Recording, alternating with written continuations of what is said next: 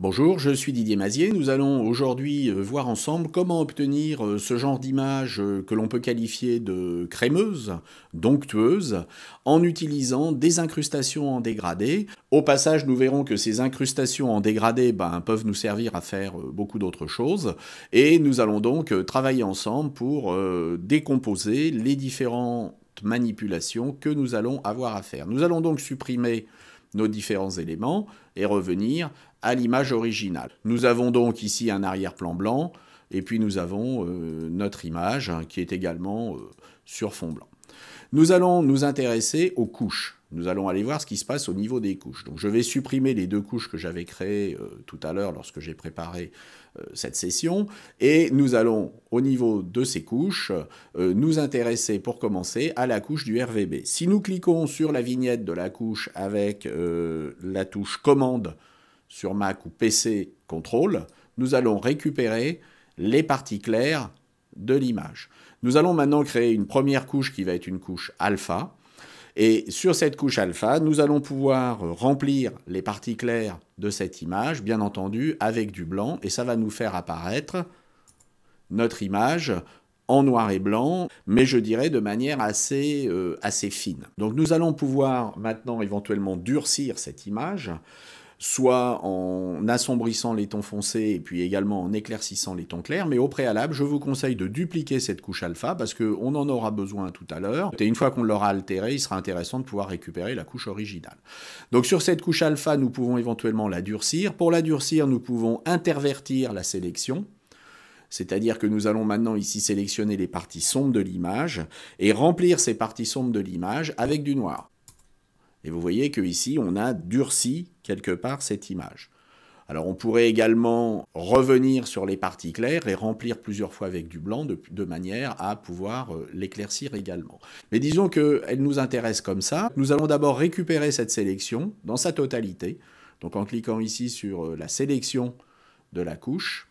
Et puis nous allons revenir sur la couche RVB, nous allons revenir sur les calques, nous allons créer un nouveau calque. Vous remarquez que la sélection de la couche est toujours active. Et sur ce nouveau calque, nous allons remplir cette sélection avec du noir, mais au préalable, nous allons intervertir cette sélection de manière à ne pas être en négatif. Donc on va masquer ici le calque et on va faire apparaître ici un peu la même chose que ce qu'on avait sur la couche précédente.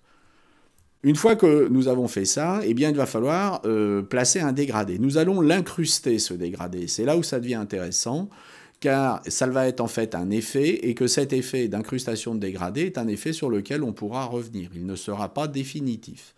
Nous allons choisir ici des couleurs qui peuvent être des couleurs assez violentes, de manière à voir ce qui se passe. Et en termes de dégradé, vous allez pouvoir expérimenter tous les types de dégradés. Ne vous contentez pas des dégradés uniformes, vous pouvez également générer des dégradés à partir de bruit. Vous avez ici la cassure. Plus la cassure est élevée, bien plus vous allez avoir de bandes à l'intérieur du dégradé, et moins la cassure est élevée, plus vous allez vous rapprocher des dégradés de type uniforme.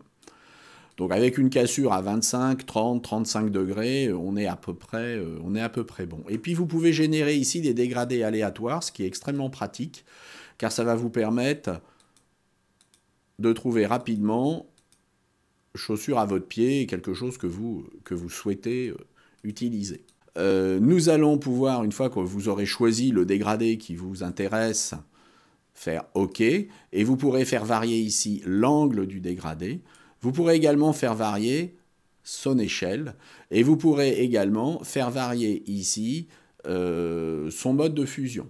Alors les modes de fusion les plus employés pour ce type d'opération vont être le mode produit, qui va s'additionner avec ce qu'on va de ce qu'il va trouver en dessous, c'est-à-dire en fait la couche du noir, mais vous pourriez être en superposition, vous pourriez être également en incrustation.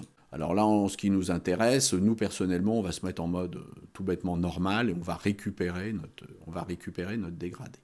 Donc vous voyez qu'ici, on a récupéré quelque chose qui peut déjà être assez intéressant en termes d'effets visuels. Là où ça peut devenir intéressant encore plus, c'est que nous allons pouvoir revenir sur nos couches Donc nous allons revoir un petit peu nos couches ici, et nous allons revenir sur la couche que nous n'avions pas touchée. Et cette couche que nous n'avons pas touchée, nous allons pouvoir ici l'éclaircir considérablement.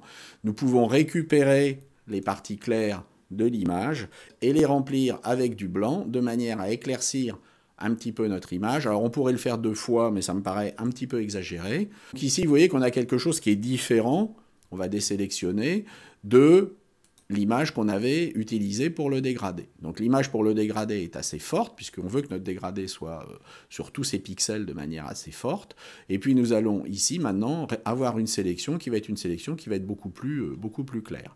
Donc nous allons récupérer cette sélection, nous allons revenir sur la couche RVB, nous allons revenir sur les calques, et puis vous vous doutez bien que ça on n'en a pas besoin. On va simplement créer un nouveau calque. Et sur ce nouveau calque, eh bien, on va récupérer cette sélection. Alors, de la même façon que tout à l'heure, vous intervertissez la couche, puisqu'on était en négatif sur les couches, et puis vous allez remplir avec du noir. Ici, vous avez une image qui est assez douce, alors que lorsqu'on travaillait notre dégradé, on travaillait, vous voyez, sur une image qui était assez dure. Eh bien, nous allons mixer ces 2 images entre elles. Simplement, nous allons faire varier ici l'opacité du dégradé qui vient intervenir sur cette image-là. D'autre part, ici, nous avons les effets, et nous pouvons revenir sur les différents effets, la manière dont les effets vont être fusionnés.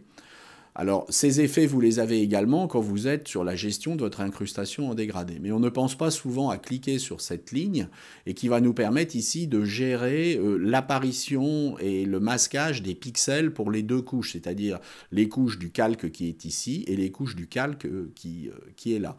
Donc on peut le faire de manière globale, et là il ne va pas forcément se passer grand-chose. Vous voyez qu'ici on va assombrir les couches du fond. Mais par contre, avec la touche Alt, vous allez pouvoir dissocier ces 2 curseurs et obtenir quelque chose de beaucoup plus fin. Et vous voyez que là, en dessous, je suis en train d'assombrir la partie pull qui ne m'intéresse pas tellement. Voilà, sans toucher ici aux parties claires. Donc là, je suis en train de toucher au calque du dessous, c'est-à-dire à mon image qui est mon image douce. Et puis, bien, on va faire OK. Et vous voyez que là, vous avez obtenu un dégradé dans ce visage. Alors, les effets peuvent varier à chaque fois, hein. On peut très bien obtenir des effets complètement différents. Je vais vous montrer d'autres effets ici qu'on avait obtenus. Vous voyez, un effet là qui est complètement différent, où on a utilisé une image beaucoup plus dure. Donc ça sera à vous d'expérimenter et de créer de magnifiques images en vous servant d'un dégradé que vous n'allez pas utiliser, je dirais, de manière banale, mais que vous allez combiner avec un certain nombre d'effets, effets de fusion, effets d'opacité. J'espère que ça vous a intéressé, et puis je vous souhaite de faire de magnifiques images avec Photoshop. À très bientôt, au revoir.